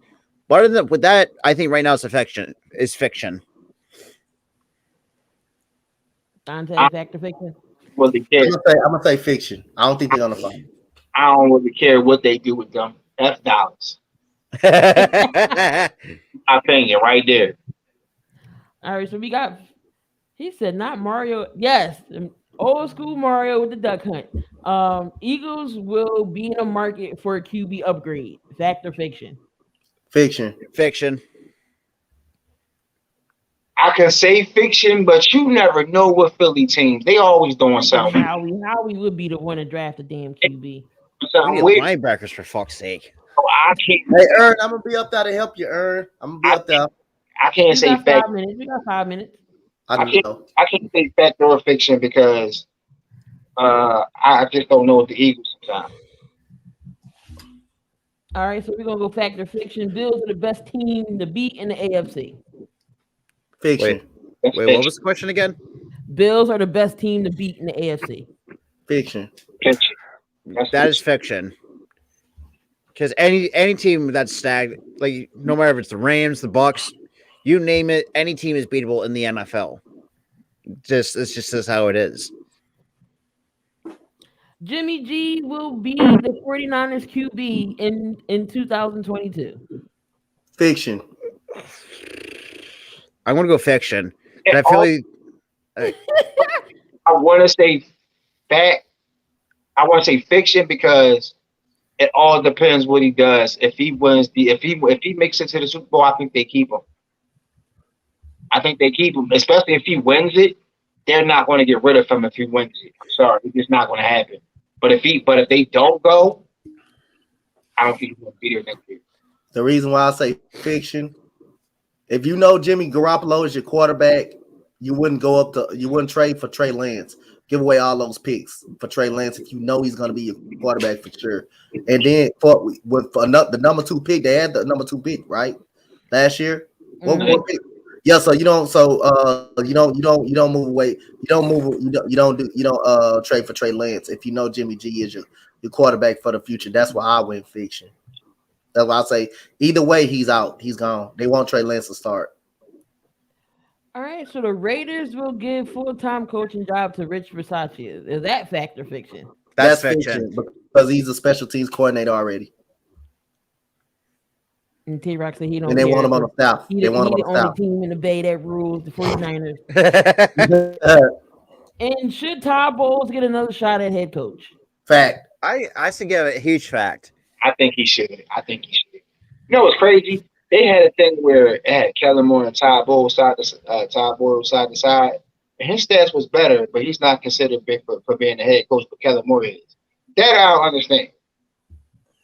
You saying he had championships under his names and different things like that. And don't forget, Eric Bieniemy is getting passed on too at the same time.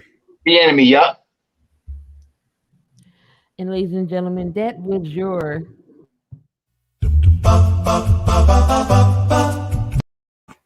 That's my that was your fact or fiction.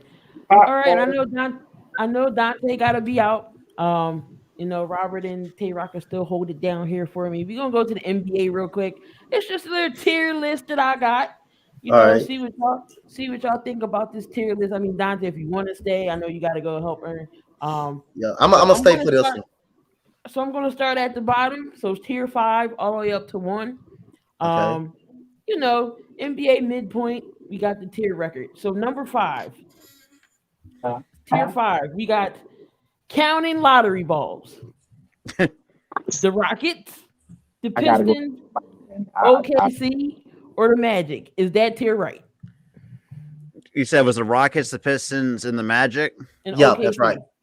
That's right. Yeah. Yeah. The freaking Flyers can't win to save their life. They was in a shootout and lost. Thank God I'm not a hockey fan. I'm not either, but I mean I am. God damn, like come on now. At least the Sixers and the Phillies and the Eagles are at least more entertaining to watch. At least some of them have dignity when they lose compared to the fucking Flyers. For Jesus Christ. So the Rockets, Pistons, OKC, and Magic, they should be in that tier. Just get the lottery balls counting. Yeah. Pretty much. And I think overall, I mean, two at most, I think couple of the team, I feel like the Rockets and the Thunder, I think have the brightest future going forward. Maybe the Pistons, if you include the Pistons too, but who knows with the Pistons. All right. So we got tier 4.5 teams in limbo, and it's only the Pelicans. Yeah. they get the tier to themselves because we don't know what Zion's going to do. Is he going to be a Pelican next year? Or will he stay? We already know he's not going. Will he play the second half? What's going on, Lynn? Appreciate you. Thank you. we don't know what's going on with Zion. So yeah, I wouldn't be surprised if he just like went out of the league. I have a feeling he's going to want to balancing out of the league if no team wants to pick up on. Too much talent like him should not be out of the league. He should be definitely. He should. Well, if he stop eating a lot of fucking snacks and the goddamn drinking Mountain Dew guy for crying out loud, lose some goddamn weight for crying out loud. He down there in Nolan eating that good gumbo and them shrimps and the crawfish. He's drinking Mountain Dew with Zach Levine. But we got tier 4 fighting to make the play-in is Boston, the Knicks, the Hawks, the Hornets, Wizards, Pacers, Blazers, Spurs, Kings. Really? The Wizards in that tier? Yup. I agree with that. He said Zion. Do you think Zion is a bust? Nope. No. I don't think.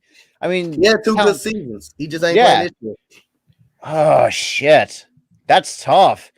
Because I would have thought Washington would be at least. No, who's holding the 6th seed right now in the Eastern Conference? I'm gonna look at this thing. It is because there's no way that Washington should be fighting for. I think the Cleveland Cavaliers. Oh shit! No, it's Philly. Philly, okay. Damn, y'all went down to 6. Number 6. I mean, obviously with that ugly ass loss, and Kyle Kuzma fucking dunking on Joel Embiid. Fuck off with that. That's some bullshit. But no, Russell Westbrook. He posterized the French fry. He posterized. But other than that, I mean, I feel like Washington. Washington really that surprises me. Boston, no. Charlotte, that's because Washington's number 8. Holy, really? They're the 8th seed. I say Boston get in the play-in tournament. I don't like them right now. I say Washington, Toronto need to be in there. And yeah, I think that's right. And the Hornets, I think that's right. I think most of them are right, but I feel like some of them just don't really belong there. I feel like Washington doesn't really belong there. The Lakers, that's another story for the so tier 3 is fighting to avoid the play-in. And this is the Clippers, the Nuggets, the Mavs, the T-Wolves, the Sixers, and Toronto.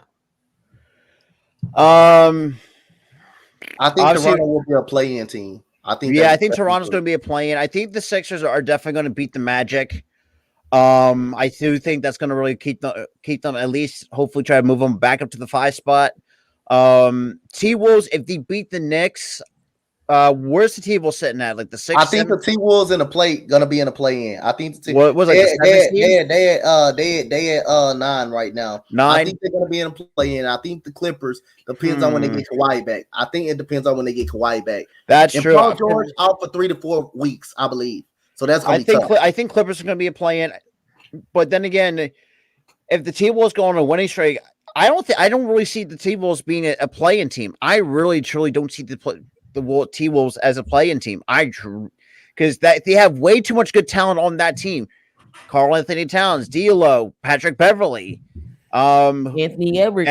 Anthony Edwards. I mean, and they got a good head coach and they got a good bench. I mean, that team is really kind of setting themselves up for hopefully for success going down the road. But I think most are correct, other than the Sixers being in there, the T-Wolves. I'm probably forgetting a few others, but other than that, Mavs, the Nuggets, and the Clippers. Where's the Mavs at? Like the 7, 8? I think the Mavs going to make the real playoff. I think they're going to. I got them making a real playoff. Yeah, they're a 5. They're a 5. Okay, so that's for me. I think the Nuggets are going to be a play-in team because without Jamal Murray or oh shit, who was the other one that's out? Michael Porter. Oh my god, got just thrown these. I hate names, but without those two, I think Denver is going to be a play-in team. Just the way that they're playing right now. Yeah, they sitting at 6 right now. So you got 2 You got tier number 2, and it's the solid playoff teams, and they got the Cavs and the Jazz. You know what? I can agree with that because the fact that Kevin Love is re-emerging himself, almost like the Kevin Love of old, is very surprising. The Jazz, I wouldn't be surprised, and we all know the Jazz is a regular season team. Let's be real here. Cleveland, I think they have a chance to go a little bit far in the playoffs. I do. I actually agree with those choices right there. I surely do. All right, and we got tier 1.5. We got dangerous loomers. And that's the Lakers and the Heat. Heat, yes. Yeah, Lakers, I definitely agree with the Heat. Lakers, hell no. So you think you put that because the Lakers is number 7 right now? I think they should. The Lakers should be in that fighting to avoid playing team. Yeah, I'll put that's where I would have put the Lakers. Because I feel like oh shit! What about Chicago? Wait, did we even talk about? Is Chicago even one of those tiers? The Chicago Bulls? We didn't get to there yet.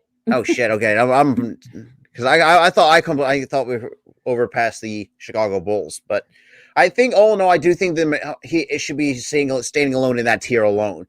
Because the Lakers, God forbid, fucking do something. Look, I know you're 500, but Jesus Christ, you ain't doing nothing with Westbrook. 22 and 22. So the tier number 1 is the true contender tier, and then we got the Nets, we got the Bucks, we got the Bulls, Golden State, Phoenix Suns, and the Grizzlies.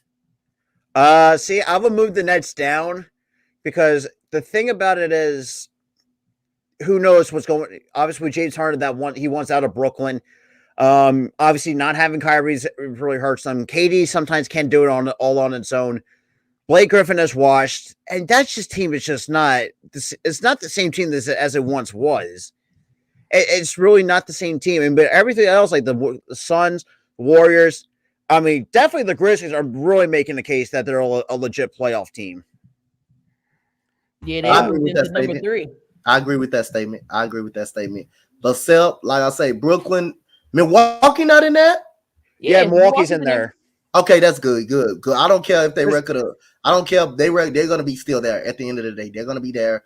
Brooklyn, it's a question mark. Kyrie can't play home games in the playoffs. That's gonna affect him. And then we're seeing.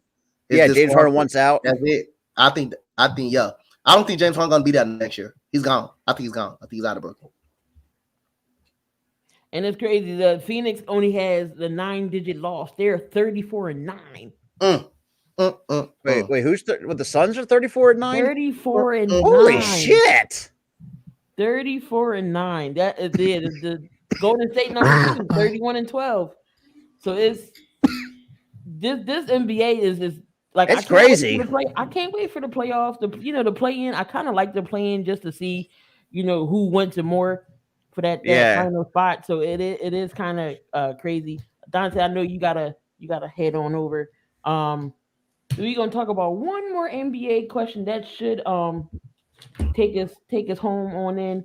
Now, speaking of the Lakers, so Russell Westbrook, so Magic pretty much came out with a statement, pretty much calling out the team, saying, "What are you doing?" And then Westbrook responded. Do you think Westbrook should have just left well alone, or is Magic right? Magic right. Yo, let's think about it this way. Magic is a 5-time NBA champion, a Lakers legend, and the fact that Westbrook wants to respond to that's just leave. It's just like, this is why I think Westbrook's at times can be a diva at times, and his ego can get in the way. Because anything that when someone's speaking the truth, sometimes it gets under his skin. And what the statement that Magic Johnson put out, it's like, yeah, even though he was part of that front office for like 3-4 years, if my memory serves me right. And the thing about it is too, like, and you have some of these past, Lakers legends who probably were looking down on this franchise, and they're probably disappointed. The late Elgin Baylor, the late God rest his soul, the late Kobe Bryant is probably rolling his grave and just how disappointing this Lakers team is. It's like, and we all know that LeBron can't do it himself. It's yeah, I know, Linda, but I'm trying to be realistic as the way that I'm calling it as what it is. LeBron, even huge respect for him, but he can't do it on his own at 37. Anthony Davis is just made of glass. I don't know, just pretty much dress up Anthony Davis's blank, man. Just like, don't touch me. Don't touch me. But I do think Magic is in the right here, because if you look at it, it's like the ownership's not doing anything. We all know that Frank Vogel is on the hot seat, which, to be honest, this is way long overdue to put him on the hot seat. Westbrook is not helping the cause a little bit, and it makes it even look bad for him to respond to Magic Johnson. Yeah, I think he's absolutely right, man. The day that Magic Johnson came to the Lakers, he started off winning championships. And the team, if you don't like what someone say, if you don't like what someone criticize you, well, the best thing to do, play goddamn better basketball. Stop going 2 for 14. Stop going 4 for 14. And make layups. Stop turning the ball over. So if you don't want nobody, especially you're in the biggest market, you in LA. So you think you ain't gonna get you think what you expect less if the team is out there playing bad? What did you expect less? One of those legends, whether if it's Kareem or if it was Kobe when he was alive, they're gonna call you out if they see something they don't like. That is a brotherhood as a Laker fan over there. As a Laker, that is a brotherhood. They still keep up with the team. Those legends still keep up with the ties of the team. They set a winning culture. And if you're not there to win championships, then you don't need to be in that purple and gold. So again, Magic Johnson was absolutely right what he said. We got beat by a team by 38 against a team that didn't have no Jamal Murray. They didn't have no Michael Porter Jr. So, hey, that was an embarrassing performance. Now they finally come out and say Frank Vogel's job is in jeopardy. Whatever he needs to do, if it's a coaching change, player change, something needs to happen. Something is not right in that locker room. Something is not right in that locker room. Need to tell LeBron, you can't play GM. Go out there and go on the court. Let me pick who I want to pick on his team. But that's the thing. Y'all give LeBron so much control, he get to pick and choose who he want in here. Hey, but guess what? You could put the blame on LeBron. We disagree with that because he brought Russell Westbrook to the team. That is true. So that is true. That's something you can knock LeBron on. You could hold LeBron accountable for that. Yes, you could. But as a player, though, like the games that he's played, there's a lot of times he carries that team on his back. And I understand. I'm not. Yeah, like that I can agree on. This is LeBron should be held accountable for bringing Westbrook over. Like there was because he always trying to play GM. Like another guy that I would have thought would better fit was Kelly Oubre Jr. And the fact that he's having a renaissance of his career, and it shows like these teams just like obviously the Lakers, they don't care. Kyle Kuzma's another one. He dropped a double on our heads.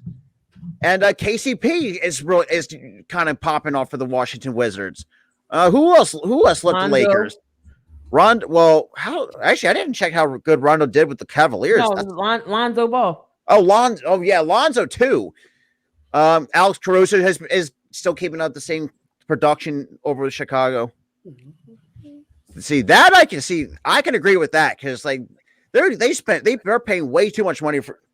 Because I don't even know if they even are over the cap yet with the kind of the contracts that then they bring these old people in here trying to make everything click instead of just building the young talent they got. They build the young talent and then they ship them off to get players because they in a win now move. Like you can't do that. And you're seeing these former players like popping up: KCP, Lonzo Ball, Kyle Kuzma. And this is why I had a lot. I even love Kyle Kuzma, even with the Lakers. But the fact that they fucked him over, they did him dirty so badly, and obviously, it's just like it shows like the incompetence that the Lakers are showing, and the fact that you're paying LeBron, AD, even you're paying Westbrook almost $40 million a year. Like that is unacceptable for a guy who has a hard time producing. It's not the same player as he used to be. It's just like. I mean, what else can you do? It's getting to the point where you need to ship a lot of people out to clear out that damn cap space. But then again, knowing the Bucs fan, bring Brandon Ingram back to LA. He's struggling over there in New Orleans. that is true. And that's right. They also let Josh Hart walk. I forgot about Josh Hart. Shit, fucking goddamn. But other than that, I mean, it's just like Lakers, find a way to get your fucking shit together, man. It's very laughable. You should be like, I feel like the laughing, like I know that like a lot of hell, like I can make like the Houston Rockets, even though other than minus that little skirmish right there. Hell, they even play better basketball games than the goddamn Lakers. like because the Lakers is an embarrassment to the city of Los Angeles. I'm just being truly honest at that point. I mean, one more thing before we close it out. Westbrook is not the problem. He is not the whole problem. Everybody is the problem for the Lakers. But he, like I say again, he's part of the problem. He's part of the problem. He's part of it. Yeah, he's not the whole problem. He's the whole problem. Hey, he's part of the problem. I would love to see that. But and I'm not going to say AD doesn't care about winning championships. Doesn't care about winning championships. He got a championships. He just can't stay healthy. So you can't say that nobody doesn't care. That you can't say that he don't care. I think everybody should. I think this entire team should get majority part of the blame. Like blame all around should be spread out evenly. Right. But there you have it, guys. Another successful 7,200 seconds in the books. Any final thoughts before we get on out of here? I know Donte got to go help Ray to earn. Make sure y'all go over to the Spotlight Sports streams to see that play-by-play of the Golden State. And he said the Lakers looking like my Jaguars. Oh, my God. God damn, that's tough. That's horrible. But yeah, then you'll see for me, you'll see 2 new videos coming out. One again is for Brandon Brooks for the Birds fans. And also a Memphis Grizzlies video because I got a lot to say about the Grizzlies and a lot of good things too. But other than that, I think that's all I got. And now I'm going to be doing my season grades. Speaking of Spotlight. Yep, I'm going to do my season grades. So can y'all hear me? We can hear you, Coach. We're going to do my season grades, and then I got some people who should not be on the team next year, so just look out for those videos during the week. But here, Coach Donte, got Philly. We got Robert from the Philly Talk Sports. Make sure, again, y'all subscribe to everyone in the channel. Links are in the description. Again, we got the Spotlight Sports I just got to say, record-breaking. The Wolves won by 2. They beat the Knicks, and we have 480 people in the chat. Whoa! Let's go! Let's go! Hey, I told you we can do it, man. I told you we can do it. But majority of that was Facebook. But 480 people. Oh yeah, in the chat. We take it. Let's go. That's great. If y'all have not subscribed to the Spotlight Sports streams, that's where all our play-by-play and reactions will be. Make sure you do subscribe over there. We on the road to 100 subs there. We building and grinding it back up. But make sure y'all get the merch. Again, like I showed y'all, the merch came today. We got the Philly Talk mouse pad. We got the Coach Donte shirt. You know, Donte look orange in the shirt. I don't know why. And then we got, Hammer's house. Drop the hammer. So make sure y'all go in and they know my hammer shirt still. But make sure y'all go in and get the merch. We'll be back tomorrow. Spotlight Sports Network for the Fadeaway Podcast. Make sure y'all tune into that. And as always, guys, we're always in the building. See y'all in another video. As soon as I find it so we can get out here. Here we go.